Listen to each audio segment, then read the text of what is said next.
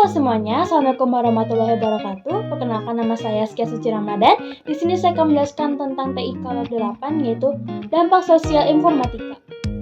Sejarah perkembangan komputer. Ternyata sejarah mesin komputasi dimulai bahkan jauh sebelum Masehi, yaitu kurang lebih 2400 BC dengan abacus. Sebelum mesin elektronik pertama diciptakan, komputer kemudian dapat diprogram yang dirancang oleh Charles Babbage dengan program pertamanya ialah seorang wanita bernama Ada Lovelace. Model komputasi yang melahirkan komputer elektronik yang dipakai saat ini ialah mesin Turing. Mesin ini diciptakan oleh Alan Turing.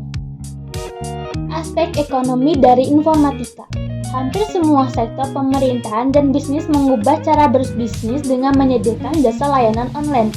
Industri berbasis teknologi informasi tumbuh pesat dengan yang terkenal misalnya Silicon Valley. Berbeda dengan model bisnis biasanya, model bisnis di bidang teknologi informasi ini mampu mendominasi akibat adopsi pasar yang sangat cepat. Pertumbuhan yang pesat tersebut diakibatkan dari nilai tambah manfaat atau biasa disebut value dari teknologi informasi terhadap seluruh aspek kehidupan manusia. Di sisi konsumen, value tersebut dirasakan di berbagai aspek kehidupan. Pada dasarnya, value tersebut berupa suatu kemudahan dan kenyamanan untuk melakukan suatu aktivitas, serta kemudahan untuk berhubungan atau berkomunikasi dengan pihak yang menawarkan layanan. Pada sisi hubungan sesama manusia, media sosial menjadi tidak terpisahkan dengan kehidupan. Misalnya, mulai dari tingkat keluarga, teman, hingga pekerjaan, manfaatkan grup media sosial untuk berkomunikasi hingga berkolaborasi terlepas dari tempat dan waktu. Transaksi yang makin mudah dan variatif juga adanya perdagangan daring e-commerce memudahkan kita memperoleh barang atau jasa yang kita inginkan. Bagi sisi pedagang pun, hal ini membuat mereka dapat menjangkau konsumen di belahan dunia yang lain.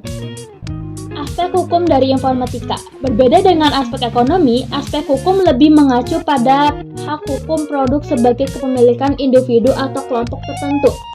Hak kepemilikan tetap harus dilihat sebagai aspek hukum produk informatika. Peraturan ini memberitahukan perihal izin, hak, serta pembatasan atau suatu software. Kepemilikan suatu produk ini diistilahkan sebagai lisensi. Sementara itu, ada sejumlah jenis lisensi hukum produk informatika. Berikut daftarnya. A. Lisensi komersial mengatur tentang kepemilikan suatu produk yang sifatnya mengikat. Pengguna hanya boleh menggunakan setelah membayar dan tidak boleh menyebarkan secara sembarangan. B. Lisensi kreatif freeware. Pengaturan ini membolehkan orang-orang untuk memperoleh suatu produk secara gratis, akan tetapi tetap ada beberapa kebijakan lain yang biasanya harus dipegang teguh pengguna. C. Lisensi open source. Berbeda dari dua lisensi sebelumnya, lisensi ini lebih bersifat terbuka lantaran siapapun boleh mengakses, mengedit, mengubah, dan menyebarkan ke orang lain. D. Lisensi domain publik. Pada lisensi ini, pembuat produk memang sengaja memberikan produknya kepada orang-orang, hampir sama dengan lisensi umum. Orang bebas menyebarkan dan menggunakan produk tersebut. Dampak sosialnya adalah, dampak sosial informatika dapat mempengaruhi karir kita di masa depan dalam memilih pekerjaan, dan yang mungkin kita paling rasakan adalah dampak ekonomi yang sudah saya jelaskan sebelumnya.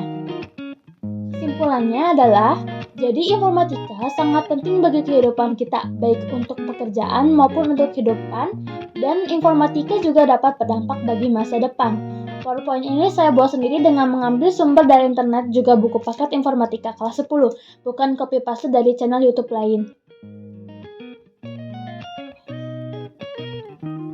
Sekian dari saya. Wassalamualaikum warahmatullahi wabarakatuh. Terima kasih.